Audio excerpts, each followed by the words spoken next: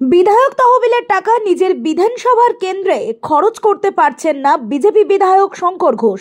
মুখ্যমন্ত্রী মমতা বন্দ্যোপাধ্যায়, ফিরহাদ হাকিম, অরূপ বিশ্বাস বিধানসভার স্পিকারকে চিঠি দিয়েও কোনোরূপ কোনো কাজ হয়নি, এমনটাই অভিযোগ শঙ্কর ঘোষের।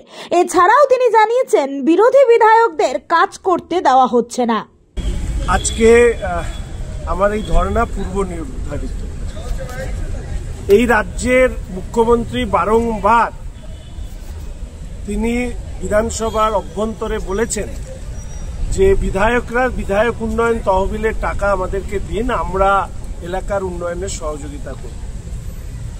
আমি শিলিগুড়ি বিধানসভা ক্ষেত্রের বিধায়ক উন্নয়নের তহবিলের টাকা খরচা করবার ক্ষেত্রে রাজ্যের মুখ্যমন্ত্রীর সহযোগিতা চেয়েছিলাম এবং তার পাশাপাশি আমাদের মুখ্য সচিব, সম্মানীয় স্পিকার মহোদয়, বিভাগীয় মন্ত্রী, DM Darjeeling district, Siliguri municipal কর্পোরেশনের মেয়র সাহেব, সবাই শুধু একটা জিনিসই আমাকে বুঝিয়েছে, তুমি বিরোধী রাজনীতি করো, তোমার টাকা আমরা কিছুতেই খরচা করতে দেব না।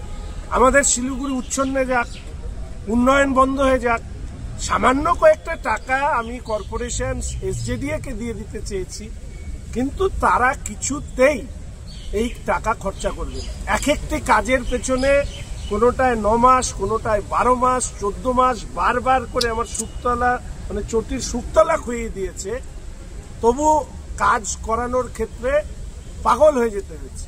আমি তো কাটমানি খেতে পারি না, আমি বলতে পারবো না, হয়তো কাটমানি দিতে পারি না বলে এই ধরনের অসভ্যতামি আমার সাথে হয়েছে কিনা, এই ব্যাপারে আমি সর্বস্তরে অনুরোধ করার পরেও যখন এই আমি কোনো ধরনের সদর্থক উত্তর পাইনি, আমি আজকে বাধ্য হয়েছি। আমি গতকালই বলেছিলাম, এর আগেও স্পিকার মহোদয়কে জানিয়েছিলাম, মুখ্যমন্ত্রীকে চিঠি দিচ্ছি, উত্তরই দেয় না।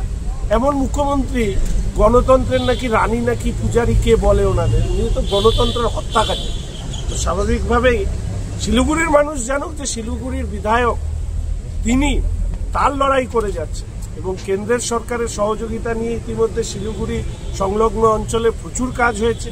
এই বিধানসভার অভ্যন্তরে প্রচুর বিষয় উত্থাপিত করার পরে রাজ্য সরকারকে বাধ্য করেছি সেই কাজ করার জন্য, এবং আমি আশা করি রাজ্য সরকার যদি এই ক্ষেত্রেও সহযোগিতা না করে তাহলে এর রেশ শিলিগুড়িতে পড়বে।